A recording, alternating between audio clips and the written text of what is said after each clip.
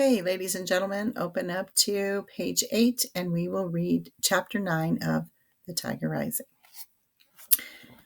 His father woke him up at 5:30 the next morning. "Come on, son," he said, shaking Rob's shoulder. "Come on, you're a working man now. You got to get up." He took his hand away and stood over Rob for a minute more, and then he left. Rob heard the door to the motel room squeak open, and he opened his eyes. The world was dark. The only light came from the falling Kentucky star. Rob turned over in bed, and he pulled back the curtains, and he looked out the window at the sign.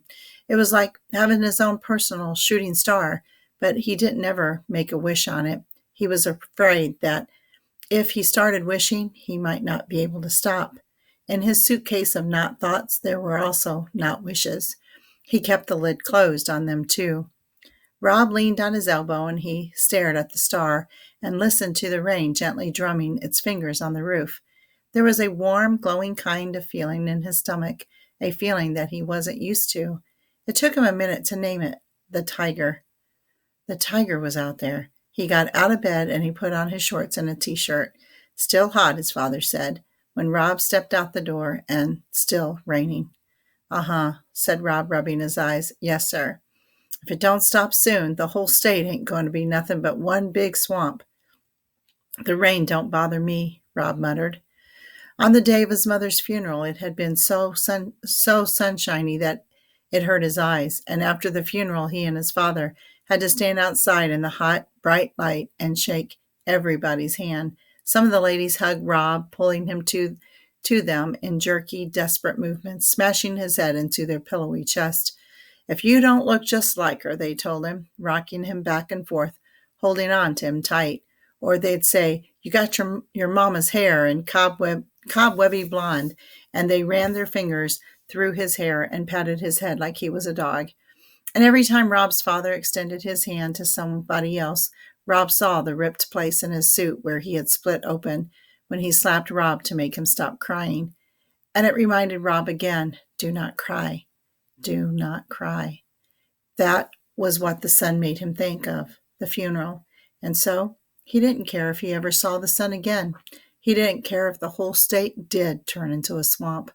His father stood up and he went back into the motel room, and he got himself a cup of coffee and brought it back outside. The steam rose off of it and curled into the air. "Now that I'm a working man," Rob said shyly, "could I drink some coffee?" His father smiled at him. "Well," he said, "I guess that'll be all right." So Rob went inside and he poured himself a mug of coffee and brought it back outside and sat next to his father and sipped it slowly. It tasted hot, dark, and bitter. He liked it. "All right," his father said. After about 10 minutes, "it's time to get to work." He stood up. It wasn't even 6 o'clock. As they walked together alongside the back of the motel to the maintenance shed, his father started to whistle, "Mining for Gold." It was a sad song he used to sing with Rob's mother. Her high, sweet voice had gone swooping over his father's deep one, like a small bird flying over the solid world. His father must have remembered, too, because he stopped halfway through the song, and he shook his head and cursed softly under his breath. Rob let his father walk ahead of him. He slowed down and he stared into the woods, wanting to see some small part of the tiger, a flick of its tail or the glow of its eyes. But there was nothing to see except for rain and darkness. "Come on, son," his father said, his voice hard. Rob hurried to catch up. All right, that concludes our reading for today. Please go ahead and do your stop and jot for chapter 9, and we will continue the reading tomorrow with chapter 10. All right, I miss you guys. I hope you are enjoying the book so far.